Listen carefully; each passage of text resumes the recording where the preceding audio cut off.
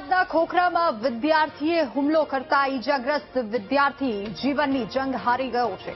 નયન સંતાણી નામના વિદ્યાર્થીનું ટૂંકી સારવાર પછી હોસ્પિટલમાં મોત નીપજ્યું છે અને મહત્વનું છે કે 7th ડે સ્કૂલમાં ધોરણ 10માં ભણતા નયન સંતાણીને અન્ય વિદ્યાર્થીએ પેટમાં ચપ્પુ માર્યું હતું અને જેમાં ગંભીર રીતે ઈજાગ્રસ્ત થયેલા વિદ્યાર્થીને પરિજનોએ ખાનગી હોસ્પિટલમાં દાખલ કર્યો હતો। મળતી માહિતી મુજબ થોડા દિવસ અગાઉ સ્કૂલમાં મૃતક નયન સંતાણી અને અન્ય વિદ્યાર્થી વચ્ચે ધક્કા મુક્કીને લઈને વિવાદ થયો હતો, જેમાં વિદ્યાર્થીએ મનમાં વેરની ગાંઠ વાળી લીધી અને વિદ્યાર્થીએ અન્ય વિદ્યાર્થીઓ સાથે મળીને નયન સંતાણી પર હુમલાનો પ્લાન ઘડી નાખ્યો।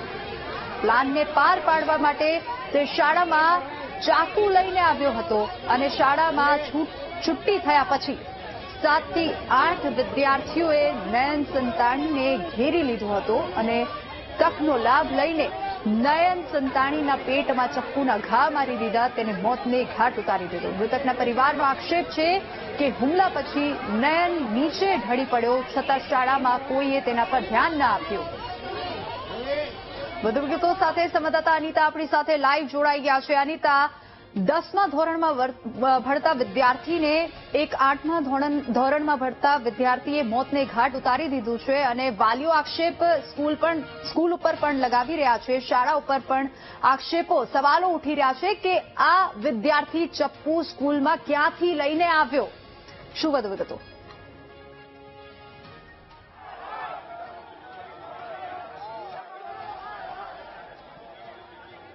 જી અનિતા।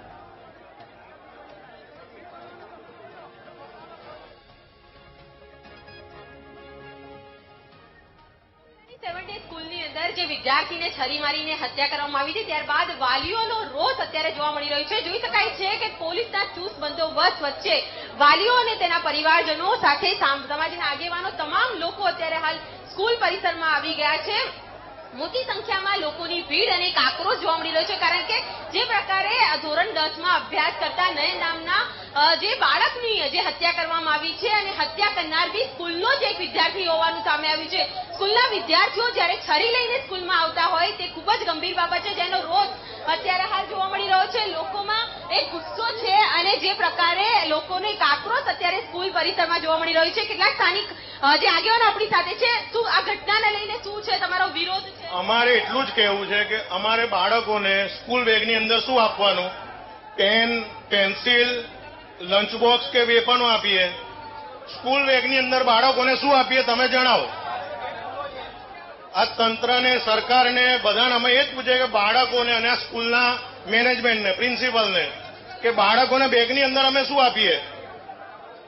બેગની અંદર વેપણ લઈને મોકલીએ તો અમારા બાળકો સુરક્ષિત રહેશે?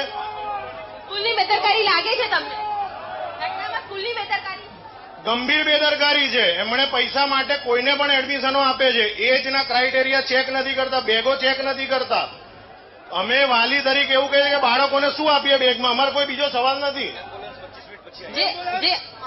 છોકરાને જયારે આ બનાવ બન્યો ત્યારે 20 મિનિટ સુધી છોકરો અહીંયા સ્કૂલના ગેટની આગળ પડ્યો હતો, આ લોકોને એમ્બ્યુલન્સ ના બોલાયો, હેડમાસ્ટર પણ અહીંયા તો પોતાની કારનો પણ યુઝ ના કર્યો। પછી છોકરાને જયારે રિક્ષામાં લઈ ગયા, પોતે ઇનોવા લઈને પછી ગયો છે।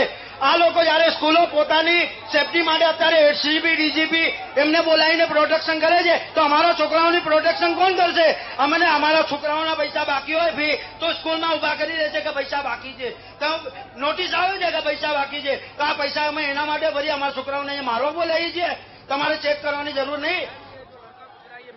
मेरे बड़े बच्चे का ही फ्रेंड था और वो उसको डेंगू था, तो 3-4 दिन से आ नहीं रहा था। आज छोटे वाले को मैं ले गया।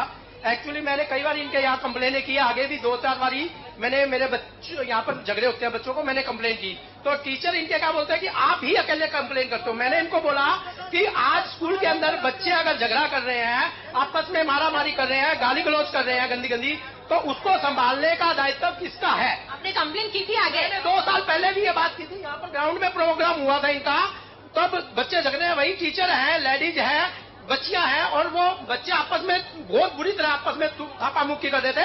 तो मैंने यहाँ मैनेजमेंट को बोला, तो वो मैनेजमेंट मेरे को ही कंप्लेन कर रहा है कि आप क्यों बोल रहे हो? यानी अगर अपराध होता है, गलत होता है, उसके पीछे अगर आवाज उठाना गलत है, क्या मेरे बच्चे नहीं पढ़ रहे? मैंने सर को बोला कि मेरे बच्चे हैं, उनकी जिम्मेवारी कौन लेगा? फिर अभी ये जो यहाँ एक गटर का काम चल रहा था तो इन्होंने बच्चों को बाहर निकाला, तो यूं निकाल के यूं ले रहे थे। कोई बाहर ट्रैफिक आ रहा है, इनको कोई मतलब नहीं है, कोई सिक्योरिटी गार्ड नहीं था। मेरा बच्चा छोटे वाला ट्रक के नीचे आते आते हुए बचा, उसने एकदम बड़े वाले ने हाथ खींचा। अगर वो नहीं खींचता तो ट्रक के नीचे मेरे छोटे वाला बच्चा आ जाता। उसकी जिम्मेवारी क्या है? ये लेगा स्कूल? इनको मालूम नहीं है इनको कि वहाँ पर रखे है सिक्योरिटी कौन रखेगा? जब इतनी आप 50,000 रुपए सालाना फीस लेते हो तो वो फीस किसके लिए लेते हो? हमारे बच्चों की सिक्योरिटी के लिए नहीं है। ये क्या मतलब हुआ? जब मेरा वही बड़े वाला बच्चा जो अभी 10वीं में है, दूसरी में था, तो पेरेंट्स इनके टीचर ने मेरे बच्चे को क्या बोला कि आपके पेरेंट्स को इंग्लिश नहीं आती तो आप क्यों आते हो स्कूल में? क्या इंग्लिश नहीं आती तो मेरे बच्चा पढ़ने के लायक नहीं है? इससे इनको मालूम नहीं है? ये जो घटना बनी है गुनाह है हमारे देश में। જોઈ શકાય છે કે એક રોષ વાલીઓનો છે, કારણ કે સ્કૂલ તંત્ર દ્વારા જે પ્રકારનો વિરોધ હતો આ જોઈ શકાય છે બજરંગ દળ પણ અત્યારે આવ્યા છે અને સ્કૂલ ઉપર કાર્યવાહી કરવાની અત્યારે માંગ કરી રહ્યા છે। આ દ્રશ્યો સ્કૂલની બહારના છે, મોટી સંખ્યામાં સ્કૂલના જે વાલીઓ તેના પરિવારજનો સમાજના આગેવાન સાથે બજરંગ દળ પણ હાલ પહોંચી ગયું છે। અનેક જે વિરોધ પ્રદર્શન કરી રહ્યા છે, કારણ કે જે પ્રકારે હાલ આ દુર્ઘટના જે ઘટી હતી, એક જે સ્કૂલના વિદ્યાર્થીએ વિદ્યાર્થીની હત્યા કરી દીધી, ખૂબ જ ગંભીર બાબત હતી।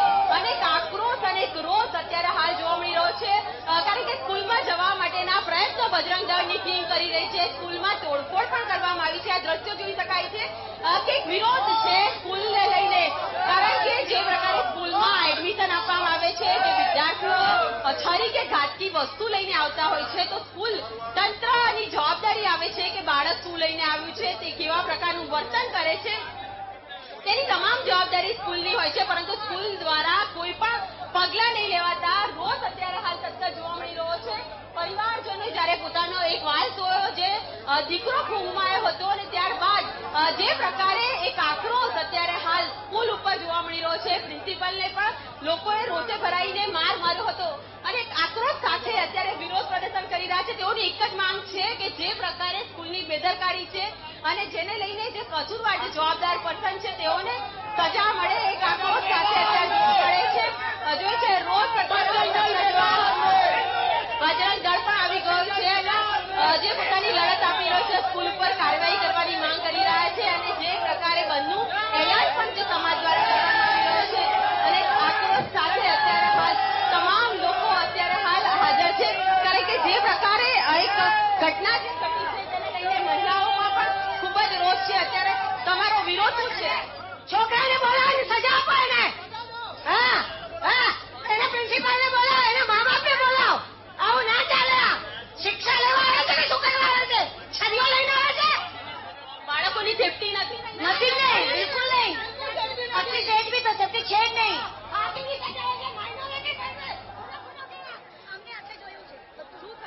एक्चुअली મને બહારની કઈ ઘટના ખબર નથી। હું અંદર એન્ટર થઈ, હું મારા છોકરાને રોજ લેવા આવું છું 12:30 વાગે, 1:45 વાગ્યા સુધીમાં। હું બહારને ચાલીને અંદર એન્ટર થઈ, એ છોકરો એની મમ્મીને ખોળામાં હતો અને એકદમ બેભાન જેવો હતો।